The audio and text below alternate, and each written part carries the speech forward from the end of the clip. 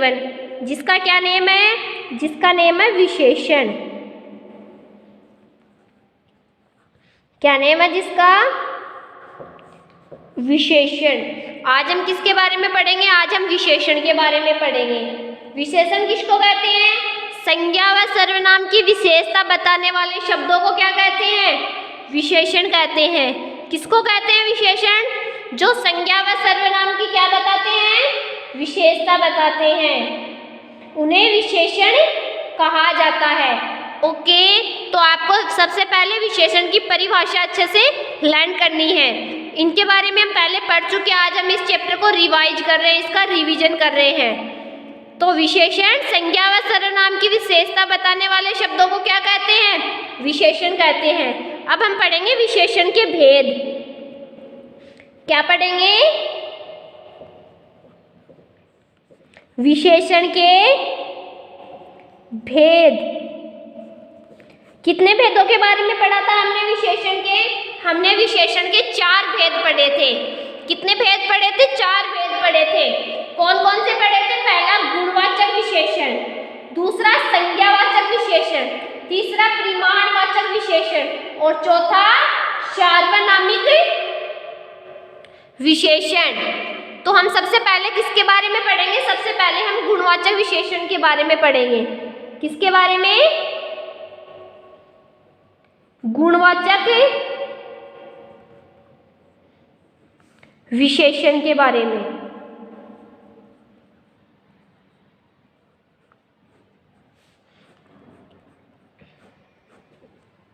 गुणवाचक विशेषण, जिन शब्दों से संज्ञा के गुण, दोष, दशा, स्वभाव, रंग, अवस्था, आकार आदि का बोध हो। जिस शब्दों से क्या हो, संज्ञा के गुण, दोष, दशा, स्वभाव, रंग, अवस्था, आकार आदि का बोध होता हो, उन्हें क्या कहते हैं, गुणवाचक विशेषण कहते हैं। क्या कहते हैं, गुणवाचक विशेषण कहते हैं। जिससे क्या हो, जिन शब्दों से संज्ञा के गुण, दोष, दशा, स्वभाव, रंग, अवस्था, आकार आदि का बोध हो, उन्हें क्या कहते हैं, गुणवाचक विशेषण कहते हैं। गुणवाचक विशेषण कहते हैं। जैसे राम अच्छा लड़का है, राम अच्छा लड़का है, तो ये क्या है, इसका गुण है कि वो क्या है, वो अच्छा लड़का है। राम बुरा आदमी है, तो ये क्या है, उसका दोष है कि वो क्या है, बुरा है। मेरे पास काला कोट है, ये क्या है, काला रंग है। यह वृक्ष सूखा है, यह वृक्ष सूखा है, तो ये क्या है, गुणवाचक विशेषण के उदाहरण है। ओके, जैसे गुण, जैसे अच्छा, भला, दानी, सुशील। जैसे दोष, बुरा, असभ्य, कंजूस, चोर। जैसे रंग, काला, लाल, हरा, पीला, सफेद। जैसे दशा, आकार, दिशा, देश, काल, आयु, स्पर्श, स्वाद। ये सब किस में आते हैं, गुणवाचक विशेषण में आते हैं। इनके बारे में हमने पहले भी अच्छे से पढ़ा था, आज हम इसको अच्छे से रिवाइज कर रहे हैं। तो आपको क्या करना है, इसको अच्छे से पढ़ना है। दूसरा कौन सा है, विशेषण का दूसरा प्रकार कौन सा है, संज्ञावाचक विशेषण। संज्ञावाचक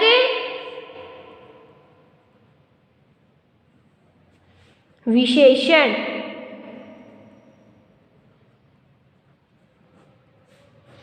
संज्ञावाचक विशेषण के बारे में हमने क्या पढ़ा था, जिन शब्दों द्वारा संज्ञा या सर्वनाम की संज्ञा संबंधी विशेषता बताई जाए। जिससे किसकी विशेषता बताई जाए, संज्ञा संबंधी विशेषता बताई जाए, उन्हें क्या कहते हैं, हम संज्ञावाचक विशेषण कहते हैं। जैसे 5 आम, 5 आम। तीसरा मकान, तीसरा मकान। सब लड़के, सब लड़के। ठीक है, संज्ञावाचक विशेषण के उदाहरण। संज्ञावाचक विशेषण के 2 प्रकार होते हैं, संज्ञावाचक विशेषण के कितने प्रकार होते हैं? 2 प्रकार होते हैं। कौन कौन से होते हैं? निश्चित संज्ञावाचक, पहला कौन सा होता है? निश्चित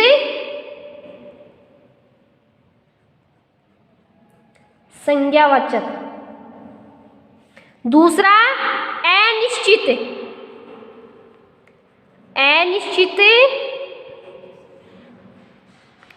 संज्ञावाचक।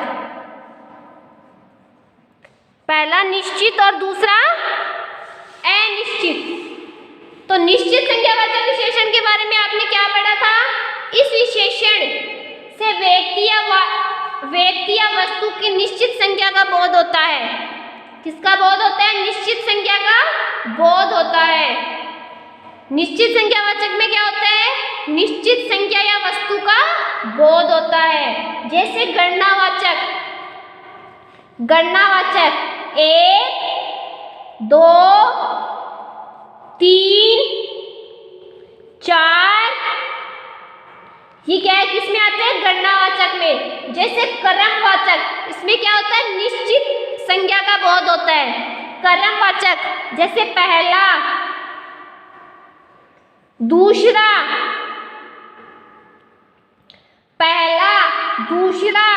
तीसरा, चौथा, ये क्या है? क्रमवाचक। ये क्या है? इसका क्रम है। जैसे पहला, दूसरा, तीसरा, चौथा। आवर्तीवाचक जैसे दूना, तिगुना, तिगुना, चौगुना, 1000 गुना, 100 गुना। ये क्या है? आवर्तीवाचक। समुदायवाचक जैसे दोनों, तीनों, चारों, ये किस में आते हैं? समुदायवाचक। प्रत्येक सूचक जैसे प्रत्येक, हर एक, 2, आधा। तो इसमें क्या होता है? निश्चित संख्या का बोध होता है। और अनिश्चित संख्यावाचक के बारे में हमने क्या पढ़ा था? जिस संख्यावाचक विशेषण शब्दों से निश्चित संख्या का बोध नहीं होता है उन्हें अनिश्चित संख्यावाचक विशेषण कहते हैं। जैसे कुछ लोग,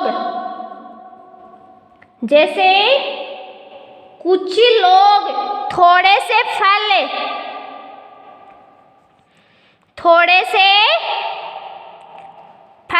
इसमें क्या होता है? निश्चित वस्तु का,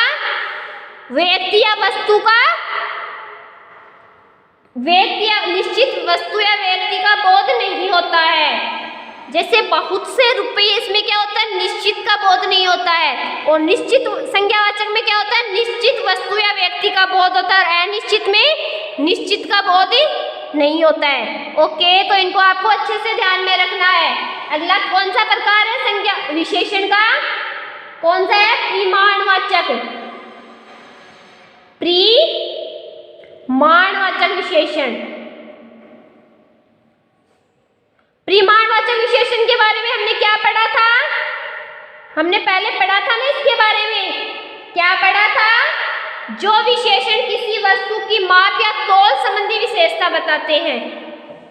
किसकी विशेषता बताते हैं? किसी वस्तु की माप या तौल संबंधी विशेषता बताते हैं। इसे क्या कहते हैं? परिमाणवाचक विशेषण कहते हैं। इसके कितने भेद होते हैं? इसके भी 2 भेद होते हैं। कितने होते हैं? 2। पहला कौन सा है? निश्चित परिमाणवाचक।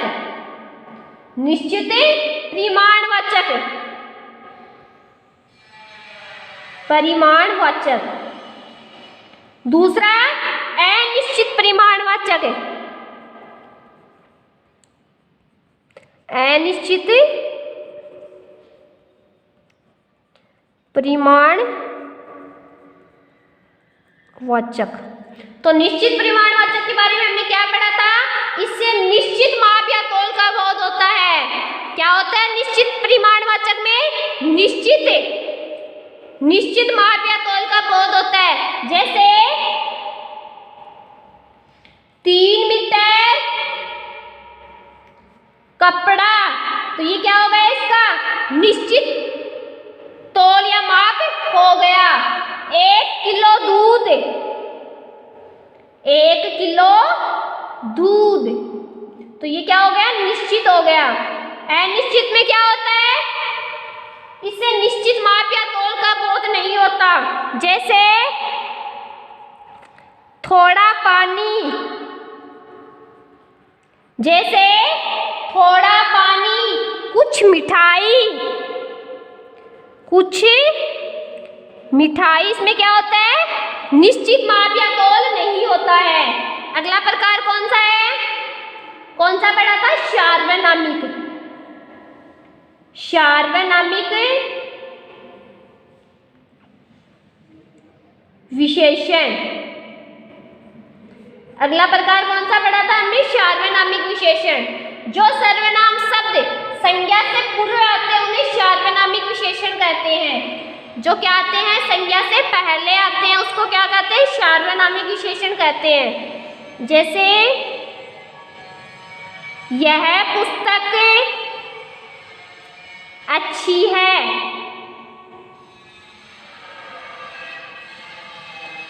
तो यह क्या है? सार्वनामिक विशेषण। जो किससे पहले आते हैं? संज्ञा से पूर्व आते हैं। ओके, जो सर्वनाम शब्द संज्ञा से पूर्व आते हैं उन्हें क्या कहते हैं? सार्वनामिक विशेषण कहते हैं।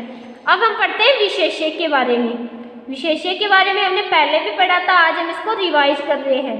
विशेष्य के बारे में क्या पढ़ा था? जिस शब्द की विशेषता बताई जाए उसे विशेष्य कहते हैं। जिस शब्द की विशेषता बताई जाए उसे क्या कहते हैं? क्या कहते हैं? विशेष्य कहते हैं। जैसे काला घोड़ा, काला घोड़ा, ऐसा आदमी, काला घोड़ा, लंबा, कैसा आदमी? लंबा आदमी,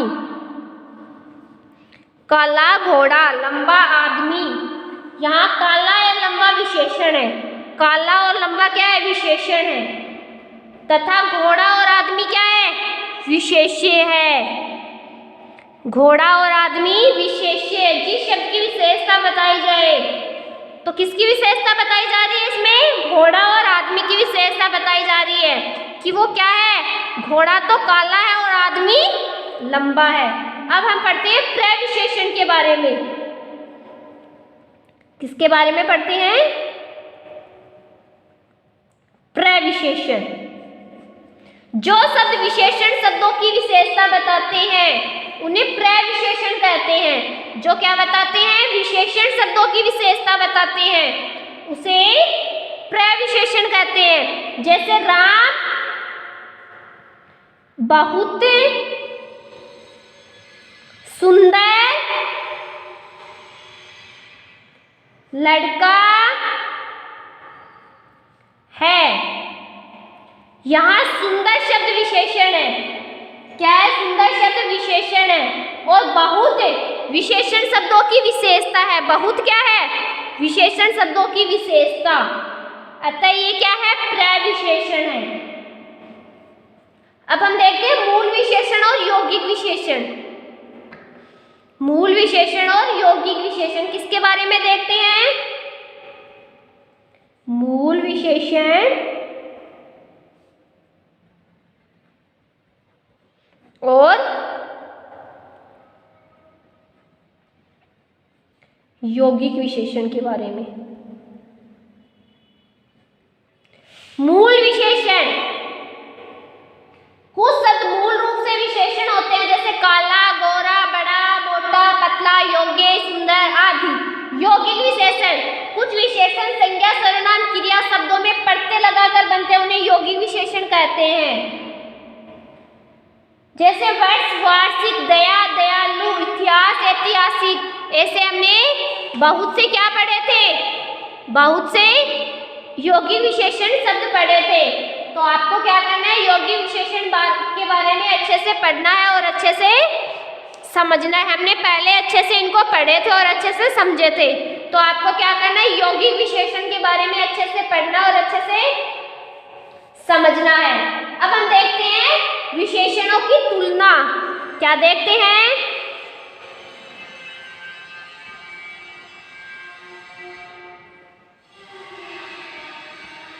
विशेषणों की तुलना। विशेषणों की तुलना 3 अवस्थाएं में की गई है। पहली मूल अवस्था, मूल अवस्था, और दूसरी उत्तर अवस्था,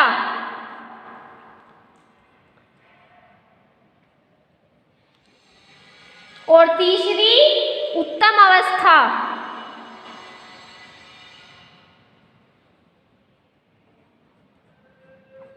उत्तम अवस्था, मूल अवस्था, इसमें किसी व्यक्ति या वस्तु की सामान्य विशेषता बताई जाती है।